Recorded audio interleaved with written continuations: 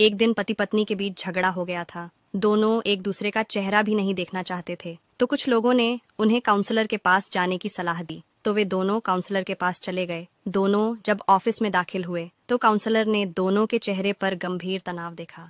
उसने दोनों को बैठने को कहा, फिर उनसे उनकी समस्या पूछी तो वे दोनों एक दूसरे पर आलोचनाओं के पहाड़ डालने लगे।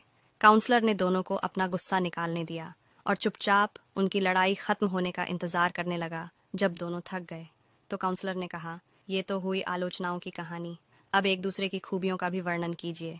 तो दोनों बिल्कुल चुप हो गए और कुछ नहीं बोले। काउंसलर समझ गया कि वो एक दूसरे से बहुत नाराज हैं। उसने दोनों को कागज और कलम दिए और कहा, एक दूसरे के गुणों को अपने अपने कागज पर लिखें। दोनों ने काफी देर तक कुछ नहीं लिखा। थोड़ी देर बाद पति ने अपने कागज पर कुछ लिखना शुरू किया। तुरंत उसकी पत्नी भी अपने कागज पर कुछ लिखने लगी। फिर लिखकर दोनों ने अपने पेपर काउंसलर को सौंप दिए।